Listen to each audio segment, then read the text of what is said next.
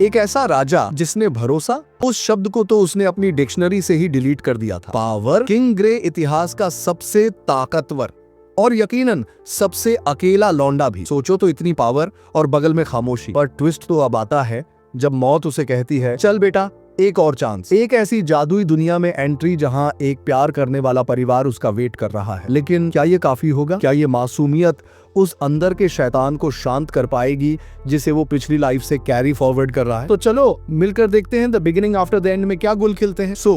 Scene शुरू होता है किंग ग्रे के साथ, जो एकदम बॉस मोड में है। सब उसके सामने ऐसे झुक रहे हैं जैसे कमर में कोई स्प्रिंग लगी हो। पर तभी उसकी हो जाती है छुट्टी। तभी एक रहस्यमयी आवाज आती है, बेटा अगली जिंदगी में थोड़ी उम्मीद ढूंढ ले। और लो जी, किंग ग्रे रिबॉर्न होता है एक नई दुनिया में, जहां उसका नाम है आर्थर। मम्मी पापा यानी एलिस और रे उसे देखकर ऐसे खुश हो रहे हैं जैसे लॉटरी लग गई हो। बेचारे आर्थर को तो कुछ समझ ही नहीं आ रहा। उसे क्या पता कि वो दोबारा पैक होकर आया है। आर्थर को अपनी नई बॉडी लग रही है जैसे जेल, कंट्रोल दूर दूर तक नहीं, और ऊपर से पिछली जिंदगी की यादें भूत बनकर मंडरा रही हैं। फिर वो देखता है कि उसके मम्मी पापा जादू वाडू कर रहे हैं। अब आर्थर की पुरानी दुनिया में तो मैजिक का मतलब था गायब हो जा, इसलिए उसे ये सब एलियन साइंस लग रहा है।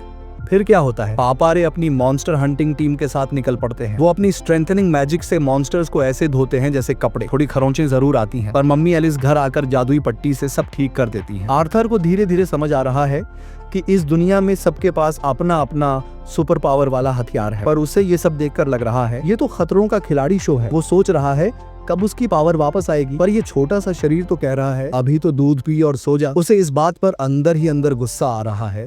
पर इस छोटे होने का एक फायदा जरूर है, पिछली जिंदगी में दुश्मनों की वजह से वो कभी चैन की नींद नहीं सो पाया था। अब वो खर्राटे मारता है जैसे कोई इंजन स्टार्ट हो गया हो। कुछ टाइम बाद आर्थर के हाथ पांव थोड़े मजबूत होते हैं। फिर वो अपनी मम्मी से छुपकर लाइब्रेरी में घुस जाता है। मकसद इस नई दुनिया के बारे में ज्यादा से ज्यादा ज्ञान इकट्ठा करना। तभी हमें पता चलता है कि आर्थर ने जहां जन्म लिया है उस जगह का नाम है डी कैथर। ये 3 किंगडम्स में बंटा हुआ है। ड्वार्फ किंगडम जहां बौने हाय हल्लो करते हैं, एल्नियर किंगडम एल्फ्स जो शायद बहुत खूबसूरत होंगे, और सेपिन किंगडम हम जैसे आम इंसान। पर ये किंगडम आर्थर के पुराने किंगडम से एकदम उलट है। यहाँ तख्त विरासत में मिलता है, छीना झपटी नहीं चलती। लाइब्रेरी में आर्थर को मिलती है एक मैजिक की किताब। उसे पता चलता है कि यहाँ मैजिक मम्मी पापा से जेनेटिकली मिलता है और 100 में से सिर्फ एक ही लकी बच्चा होता है जिसके पास ये जादुई जीन होता है। आर्थर को ये भी पता चलता है कि इस दुनिया में 2 टाइप के मैजिक हैं। पहला आर्गुमेंटर, बॉडी को सुपरचार्ज करने वाला, और दूसरा कजर्स,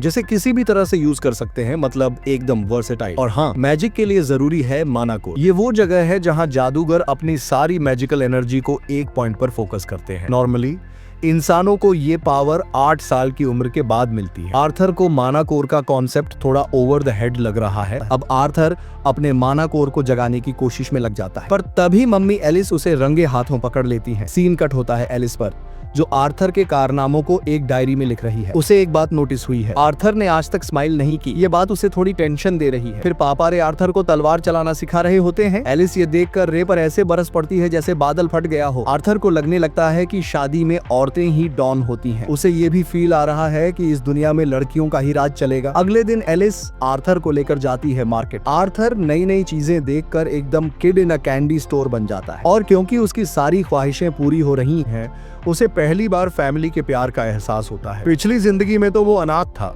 इसलिए ये फैमिली ड्रामा उसके लिए बिल्कुल नया है। अगले दिन आर्थर अपने पापा को मैजिक करते हुए देखता है और एकदम वाओ हो जाता है। उसके अंदर मैजिक सीखने की खुजली फिर से शुरू हो जाती है। एलिस उसे सुलाने ले जाती है, पर आर्थर अपनी क्यूट स्माइल का इस्तेमाल करके एलिस से एक बुक पढ़ने की परमिशन मांग लेता है। फिर आर्थर दोबारा अपने माना कोर को एक्टिवेट करने की कोशिश करता है और यहाँ होता है धमाका। इस बार आर्थर पूरा घर ही उड़ा देता है। एलिस और रे एकदम शॉक में है। उन्हें इस बात का ज्यादा सदमा है कि इतनी छोटी उम्र में इतना खतरनाक मैजिक। आर्थर तो खुश हो रहा है, पर तभी घर की छत उसके ऊपर गिरने लगती है। उसे लगता है ओह नो, नॉट अगेन।